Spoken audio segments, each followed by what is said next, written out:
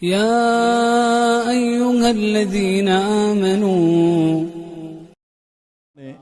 اس حوالے سے باضابطہ محبوب کریم علیہ السلام کے غلاموں کو مکمل ایک نصاب عطا فرمایا۔ اس کی دو وجہ ہے، ایک تو یہ کہ زمانے جاہلیت میں پنپنے والے اور رہنے والے لوگ کہیں زمانے جاہلیت کے کسی عادات کو اپنی زندگی کا حصہ نہ باندھ لیں، اور دوسری وجہ یہ تھی کہ اللہ تعالیٰ یقیناً آنے والے دور کے احوال کو جانتا ہے، اور اسے معلوم تھا کہ آنے والے ادوار میں وہی کام اور وہی چیزیں جو زمانے جاہلیت میں کافروں کا وتیرہ تھی اور غیر مسلموں کا طریقہ تھی، اللہ تعالیٰ جانتا ہے کہ اگرچہ نام حضور کا لینے والے ہیں، کلمہ اسلام کا پڑھنے والے ہیں، لیکن ان کے اندر زمانہ جاہلیت کی یہ ساری رسومات اور یہ عادات اور یہ طریقے آئیں گے۔ چنانچہ اللہ تعالیٰ نے بہت سارے ایسے مقامات پر رہنمائی فرمائی۔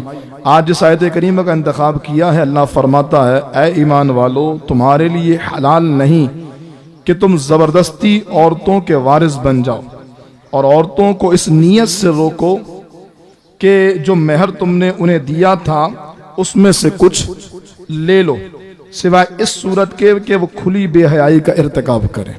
زمانہ جاہلیت میں ہوا یہ کرتا تھا کہ جب کسی عورت کا انتقال ہوتا تو جو اس کے ورثاء تھے یا جو اس کے رشتہ دار مرد تھے، وہ اس عورت کو اپنی کسٹڈی میں لے لیتے، اس لیے تاکہ جو مال وراثت اس کے شوہر کی طرف سے اس کے حصے میں آیا ہے یہ اس کے مالک بن جائے۔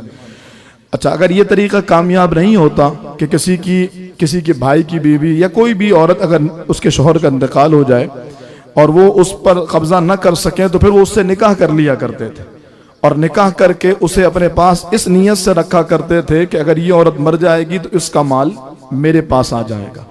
زمانہ جاہلیت میں اور بہت سارے انداز تھے مال وراثت کو ہتھیانے کے۔ فی زمانہ اگرچہ ان اندازوں میں سے کوئی طریقہ نہ بھی ہو، لیکن کم از کم یہ بات ہمارے دور ہمارے معاشرے میں ضرور پائی جاتی ہے کہ مال وراثت کی تقسیم کی کوئی سوچ نہیں ہے۔ بہت بڑی تعداد اور لوگوں کی بہت بڑی اکثریت ایسی ہے کہ جن کے ہاں مال وراثت کی تقسیم کا ذہن ہی نہیں ہے۔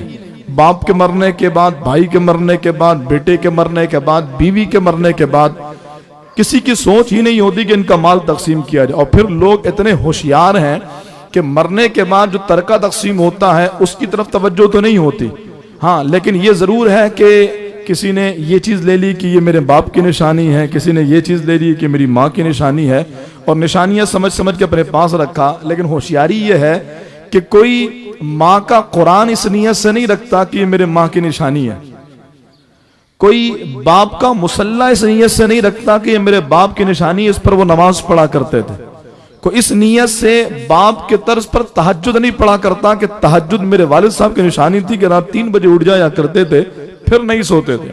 باپ کی نشانی میں گھر ہے، ماں کی نشانی میں گولڈ ہے، اور وہ مہنگی اور قیمتی ترین اشیاء ہمیں نشانی معلوم ہوتی ہیں جس سے ہمیں دنیاوی مفاد وابستہ ہوتا ہے۔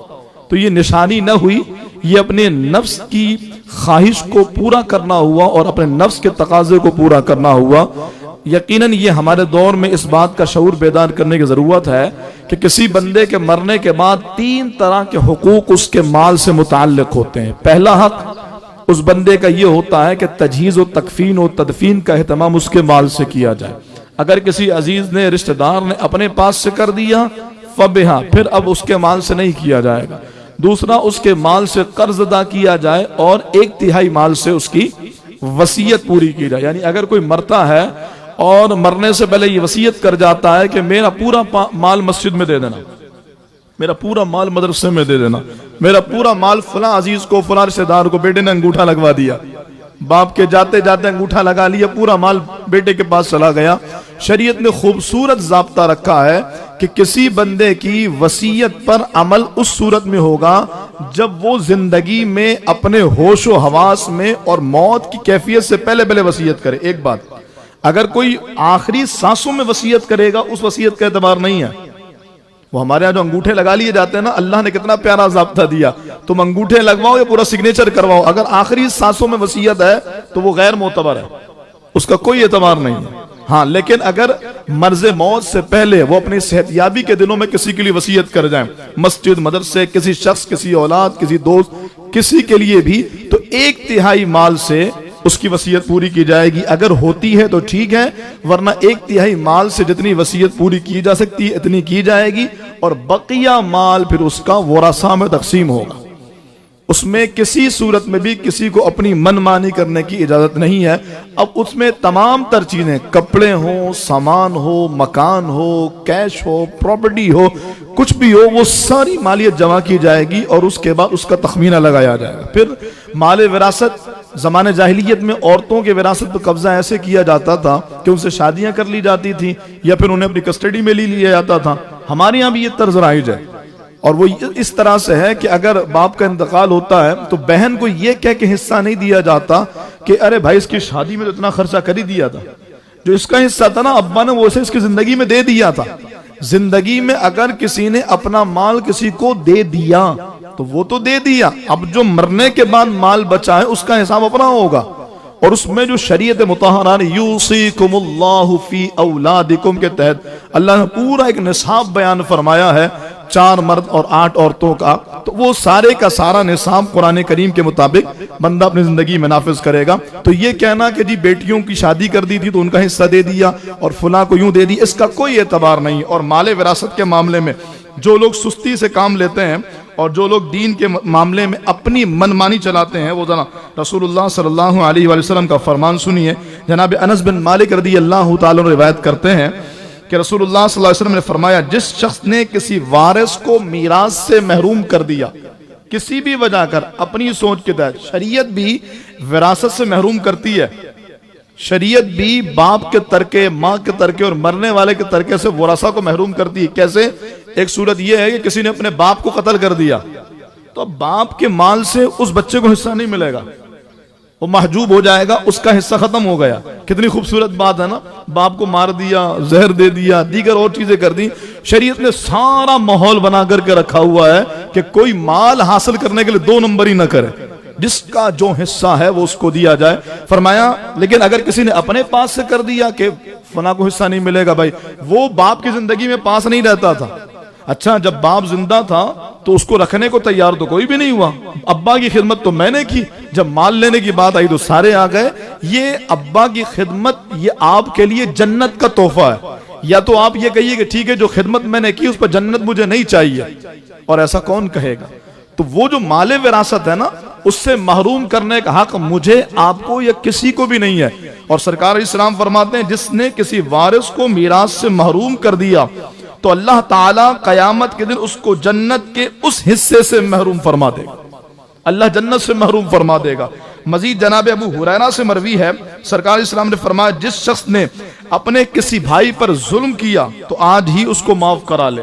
کسی کا مال دبایا، کسی کی وراثت دبا لی، کسی کا حصہ دبا لے، فرمایا آج ہی معاف کرا لے، اس دن کے آنے سے پہلے پہلے جس دن نہ درہم ہوں گے نہ دنانیر۔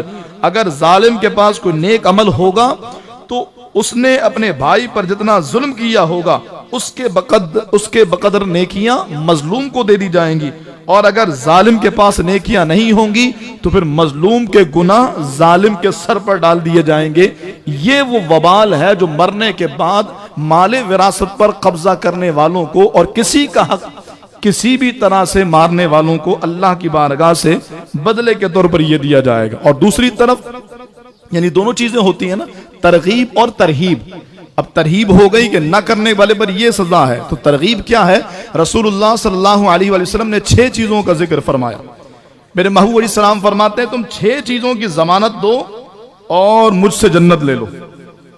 جہاں بانی عطا کر دیں، بھری جنت ہبا کر دیں، نبی مختار کل ہیں جس کو جو چاہے عطا کر دیں۔ پیارے آقا علیہ السلام نے فرمایا کہ 6 چیزوں کی ضمانت دو، مجھ سے جنت لے لو۔ ان 6 چیزوں میں سے میرے محبوب علیہ السلام نے فرمایا وراثت کی تقسیم میں ناانصافی مت کرو، وراثت کی تقسیم پوری کیا کرو۔ تو کسی شخص کے مرنے کے بعد اگر ہم اسی آیت کریمہ کے اسلوب کو دیکھیں تو کسی شخص کے مرنے کے بعد اس کی بیوی سمیت، اس کی بیوہ سمیت تمام تر لوگوں کا حصہ برابر طور پہ دیا جائے گا۔ اگر کسی شخص کا انتقال ہوتا ہے اور اس کی کوئی اولاد نہیں تو بیوی کو 1/4 ملے گا، اور اگر بیویاں ہیں تو وہ 1/4 تمام بیویوں میں تقسیم ہوگا. اور اگر اولاد ہے تو پھر جو بیوی ہوگی بیوہ ہوگی اس کو 1/8 ملے گا, یعنی 8واں حصہ مال کا ترکے میں سے شوہر کے بیوی کو ملے گا. شریعت نے یہ پورا نصاب آگے بیان کیا. اگلی آیت کریمہ, اسی آیت کریمہ کے اگلے حصے کو دیکھیں تو اللہ تعالیٰ نے مال وراثت کے بعد بیویوں کو مہر کی وجہ کر روکنے سے منع فرمایا کہ بیویوں کو یوں پریشان کرنا کہ یار, اور طلاق بھی نہ دینا کہ تاکہ اس کو مہر ادا نہ کرنا پڑے. اس حوالے سے شریعت کا اصول سنیے گا کہ مہر کی رقم کیوں دی جاتی ہے. ویسے تو مہر کی جو مقدار ہمارے یہاں ہے وہ تقریباً آج کے دور کے اعتبار سے اگر ہم مہر فاطمی کا دیکھتے ہیں تو شریعت نے اس کو 131 تولے 3 ماشے چاندی, یہ کم از کم مہر کی مقدار. اس سے زیادہ مقدار مقرر کی جا سکتی. مہر کس لیے ہوتا ہے؟ مہر دینے کی وجہ یہ ہوتی ہے تاکہ اگر عورت کا شوہر انتقال کر جائے, ایک وجہ یہ ہوتی ہے اگر عورت کا شوہر انتقال کر جائے تو کم از کم عورت اپنی عدت کے ایام سکون سے گزار لے. لیکن ہمارے ہاں تو شادیوں کو 50 سال ہو جاتے ہیں, مہر دینے کی کوئی سوچ ہی نہیں ہوتی. ہمارے پاس آگے پوچھتے ہیں حضرت اپنی بیوی کا مہر ادا کر دیں. اچھا کتنا تھا مہر کا؟ 500 روپیہ تھا. آج سے 40 سال پہلے رکھا تھا, 50 سال پہلے رکھا تھا. اب اس بیچاری کے لیے 500 روپے کی کیا حیثیت ہے؟ اس لیے بہترین مہر کی صورت وہ ہے جو نکاح والے دن ہی ادا کر دی جائے, جس کو مہر معجل کہتے ہیں. معجل ایک ہوتا ہے مؤجل اور ایک ہوتا ہے معجل. معجل وہ ہوتا ہے جو ہمارے یہاں معروف ہے بعد میں دیں گے, اور معجل جو عین کے ساتھ ہوتا ہے وہ اسی وقت دیا جاتا ہے, اور یہی شریعت کو محبوب اور مطلوب ہے. اگر بندہ مہر ادا کرنے سے پہلے مر گیا تو یہ قرض ہے. بلکہ بعض بزرگوں نے یہاں تک فرمایا کہ اگر کوئی شخص اپنی بیوی کا مہر ادا نہ کرے اور شوہر مر جائے تو اس کا جنازہ بھی نہیں پڑھا جائے گا جب تک کہ کوئی اس کی طرف سے بیوی کا مہر ادا نہ کر دے. ہماری عجیب صورت یہ ہوتی ہے زندگی بھر ستاؤ اور مرنے کے بعد ڈولی کے پاس بیٹھ کر, جنازے کے پاس بیٹھ کے کہو یار معاف کر دو. اسی طریقے سے بیوی کو زبردستی لایا جاتا ہے شوہر کے پاس اور کہا جاتا ہے بولو کہ میں نے مہر معاف کر دی. یہ معاف کرنے والی اس نے ساری زندگی آپ کے ساتھ گزار دی ہے, اور ہماری زیادتی یہ ہے کہ وہ معمولی اور چھوٹی سی رقم جو مہر کی تھی وہ ادا نہیں کی. تو جتنے سننے والے اور دیکھنے والے ہیں میں سب سے کہوں گا تھوڑا تھوڑا کر کے کر دیجئے, لیکن مہر کی رقم ادا کر دیجئے, اور اپنی طرف سے جو رب کائنات نے جو آپ پر آپ کے ذمہ کام لگایا اس کو ادا کیجئے. اور ایک خوبصورت بات مہر کی رقم کی برکتوں میں سے یہ برکت بزرگوں نے بیان فرمائی ہے کہ اگر عورت کو مہر کی رقم دی جائے اور وہ اسے سنبھال کر رکھے, اور پھر کوئی ایسا مریض جو صحت یاب نہ ہو رہا ہو, عورت اگر اپنے مہر کی رقم سے اس کا علاج کروائے گی, مہر دینے کی برکت سے اللہ اس مریض کو صحت یاب فرما دے. یہ مہر کی برکت ہے جس کو ہم سمجھتے ہی کچھ نہیں ہے, اور مہر کے معاملے میں انتہائی درجے کی کوتاہی سے کام لیا جاتا ہے. ہاں مہر کی ایک صورت ہے کہ جس میں شوہر مہر دے کے واپس لے لے, یا جو مہر ہو وہ معاف ہو جائیں. خود سے نہیں معاف کروایا جائے گا کہ میرا مہر معاف کرو. بعض لوگ یہ کہتے ہیں بعد میں معاف کروا لیں گے, بھی جتنا رکھنا ہے رکھ لو. یہ سوچ بھی غلط ہے, یہ بات بھی غلط ہے. میں یہ عرض کر رہا ہوں کہ مہر کے متعلق جو ہمارا انداز ہونا چاہیے وہ یہ ہے کہ اسی وقت ادا کر دیا جائے مہر, اور مہر کی رقم اتنی ہو کہ عورت اپنی عدت کی ایام کو اچھے انداز سے گزار سکے. مہر کے متعلق رسول اللہ صلی اللہ علیہ وسلم کے فرامین اور تاکیدات بھی ہیں. میں یہ عرض کر رہا تھا ایک صورت ہے کہ جس میں مہر معاف ہو جاتا ہے یا مہر دے دیا جائے تو وہ بھی واپس ہو جاتا. قرآن نے اس کو بھی بیان کیا. وہ کیا ہے کہ جب میاں بیوی میں بن نہ رہی ہو, عورت مرد کے ساتھ رہنا نہ چاہے اور نہ رہنے کا ویلڈ ریزن ہو اس کے پاس. ہمارے یہاں نہ رہنے کا ریزن یہ ہے کہ یہ مارکیٹ نہیں لے کے جاتا, یہ شاپنگ نہیں کراتا. میری دوستوں کے جو شوہر ہیں وہ تو انہیں پاکستان ٹور پہ بھی لے کے جاتے ہیں, یہ تو بس 2 وقت کی روٹی دیتا ہے اور سال کے 4 جوڑے کپڑے دے دیتا ہے, یعنی ضروریات زندگی کو پوری کرتا ہے. تو یہ ہرگز خلا کے مطالبے کے لیے یہ بات درست نہیں ہوگی. باضابطہ شریعت نے اس کے لیے اصول رکھے ہیں. جو آج ہمارے یہاں چیزیں رائج ہو گئی نا, ہم گئے اور جا کر کے آرڈر لے لیا اور کہا بس ٹھیک ہے خلا ہو گئی. شریعت مطہرہ نے خلا کے لیے باضابطہ صورتیں رکھی ہیں, اور خلا میں ہوتا کیا ہے کہ عورت تقاضا کرے مجھے طلاق دو, اور مرد کہے کہ ٹھیک ہے میں نے تجھے خلا دے دی. طلاق نہیں, میں نے تجھے خلا دے دی. یہ خلا کیا ہے؟ یہ دراصل ایک طلاق بائنہ ہوتی ہے. خلا کے بعد بھی اگر میاں بیوی ساتھ رہنا چاہیں تو دوبارہ نکاح کر کے رہ سکتے ہیں، لیکن یہ مسئلہ اس صورت میں ہے کہ جب مرد خلا دے، ہمارے ہاں عورت کہتی خلا دو، مرد کیا کرتا ہے میں نے تمہیں طلاق دی طلاق دی طلاق دی. یہ خلا نہیں، یہ تو طلاق ہو گئی. خلا یہ ہوتی ہے کہ عورت تقاضا کرے کہ مجھے خلا دو، مرد کہے میں نے خلا دے دی. یہ ہے خلا. لفظ خلا استعمال ہوا اور اس کا مطلب ہوتا ہے کہ ایک طلاق ہوئی. اگر کسی نے 3 طلاقیں دے دی تو مغلظہ ہو گئی، پھر تو ساتھ رہنے کا سوال ہی پیدا نہیں ہوتا. اچھا میں یہ عرض کر رہا بیوی ساتھ رہنا نہیں چاہتی، شوہر سے کہتی مجھے خلا دے دو، شوہر کہتا نہیں دوں گا. وہ کہتی اچھا ٹھیک ہے جو مہر تم نے مجھے دیا تھا نا وہ واپس لے لو، اب خلا دے دو. یہ جو مہر میرے اوپر یعنی تمہارے اوپر بنتا ہے وہ مہر مجھے نہیں دو، وہ میں چھوڑتی ہوں، اب مجھے خلا دے دو. اب مرد خلا دے دے تو اس صورت میں مہر کی رقم اگر دی ہو تو بھی واپس مل جاتی ہے، نہ دی ہو تو معاف ہو جاتی. یہ ایک کنڈیشن ہے مہر کے معاف ہونے کی کہ مرد عورت کو خلا دے اور عورت خود سے اس مہر کی رقم کو معاف کر دے یا مہر کی رقم کو واپس کر دے. اس کے علاوہ کوئی اور صورت نہیں ہے کہ جس میں مہر کی رقم معاف ہو جائے. اور شریعت نے جو آخری بات کہی، بس میں گفتگو کو ختم کر رہا ہوں، وہ بہت خوبصورت ہے اور وہ زندگی گزارنے کا اور میاں بیوی کو آپس میں ایک دوسرے کو نبھانے کا بہترین فارمولہ شریعت مطہرہ نے دیا. اللہ فرماتا فَإِن كَرِهْتُمُوهُنَّ فَعَسَىٰ أَن تَكْرَهُوا شَيْئًا وَيَجْعَلَ اللَّهُ فِيهِ خَيْرًا كَثِيرًا. اللہ فرماتا ہے پھر اگر تمہیں وہ ناپسند ہوں تو ہو سکتا ہے کوئی چیز تمہیں ناپسند ہو اور اللہ اس میں بہت بھلائی رکھ دے. تم کہتے یار یہ بیوی پسند نہیں ہے، اس کی فلاں عادت مجھے اچھی نہیں لگتی، اس کا فلاں انداز مجھے اچھا نہیں لگتا. یار اور بھی تو بیویاں ہوتی ہیں، وہ تو اپنے شوہروں کے لیے یہ اہتمام یوں کرتی ہیں.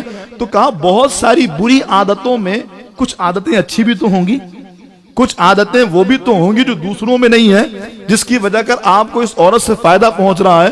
اور اگر ایسا نہیں لگتا کہ کوئی فائدہ نہیں پہنچ رہا تو بھی اللہ فرماتا ہے تھوڑا انتظار کر لو، تھوڑا تحمل کے ساتھ معاملات کو نبھانے کی کوشش کرو. الرجال قوامون علی النساء. اللہ نے مرد کو سردار بنایا ہے. سردار کبھی اپنی رعایا کو قتل نہیں کرتا. اگر بدماش اور شریر رعایا بھی ہو تو ان کو نباہ کر کے، سمجھا کر کے، منع کر کے، کچھ دے دلا کر کے انہیں ساتھ لے کر چلنے کی کوشش کرتا ہے. قرآن کہتا ہے یہی معاملہ تم اپنی بیویوں کے ساتھ کہ اگر تمہیں لگتا ہے کہ اس کے اندر کوئی بھلائی نہیں ہے تو بھی کچھ عرصے ٹائم گزار کر کے دیکھو، کچھ عرصے نباہ کر کے دیکھو. عین ممکن ہے کہ اللہ نے اس کے اندر وہ بھلائی رکھی ہو جو تمہیں نظر نہیں آ رہی، اور اگر تم تھوڑا وقت گزارو گے تو اللہ تعالیٰ اس بھلائی سے تمہیں بھی وافر حصہ عطا فرمائے گا. یہ بہترین نصاب اور اصول اللہ نے کس کو بیان فرمایا؟ ایمان والوں کو. اور اس کی ایک وجہ یہ ہے کہ ایمان والوں کو اللہ نے یہ سارا حکم سمجھایا، وراثت دینا ہے، مہر دینا ہے، مہر میں یوں نہیں کرنا، زندگی کو لے کے چلنا ہے، ساتھ چلانا ہے، نبھانا ہے، بنانا ہے، رشتے توڑنے نہیں ہے. کیوں؟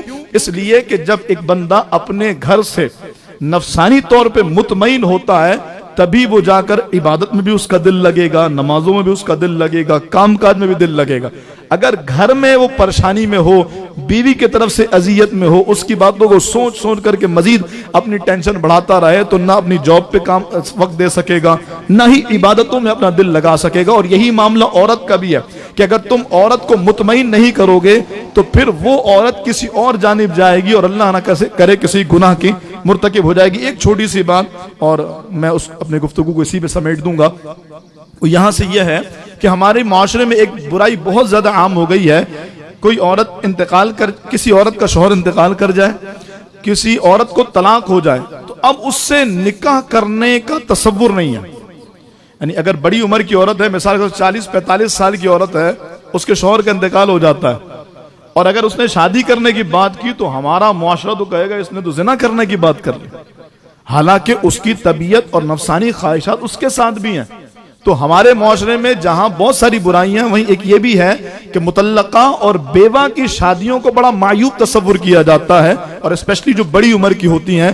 حالانکہ ہم خود دیکھتے ہیں کہ میرے محبوب علیہ السلام کی جو پہلی زوجہ ہیں، شہزادی کونین کی ماں جناب سیدہ زینب، سیدہ رقیہ، سیدہ ام کلثوم کی ماں رضی اللہ تعالی عنہن، کون؟ جناب سیدہ خدیجہ پاک رضی اللہ تعالی. 2 شادیاں حضور کے نکاح میں آنے سے پہلے ہو چکی ہیں. دونوں شوہروں کا انتقال ہو گیا اور جب حضور سے نکاح ہوا عمر کیا ہے؟ 40 سال. اس وقت نکاح ہوتا ہے. تو یہ تو ہماری شریعت نے اصول دیے ہیں کہ بیوہ اور طلاق یافتہ کے نکاح کے معاملے میں کسی طرح کی کوئی غلط سوچ نہیں آنی چاہیے. وہ نہ بھی کہے تو بھی اس کا نکاح کرا دینا چاہیے کہ اس برے معاشرے میں، اس فتنوں کے دور میں، اس عجیب و غریب حالات میں اگر ایک عورت تنہا زندگی گزارے گی تو جہاں زمانے کی آندھیوں کا سامنا ہے، وہیں اپنا نفس، شیطان اور انتہائی شریر قسم کے سرکش نفس کا سامنا عورت کیسے کر سکے گی؟ اللہ تعالی ہم سب کو رب کائنات کے دیے گئے ان اصولوں پر عمل کی توفیق عطا فرمائے. آمین بجاہ النبی الامین وما علیہ الا البلاغ.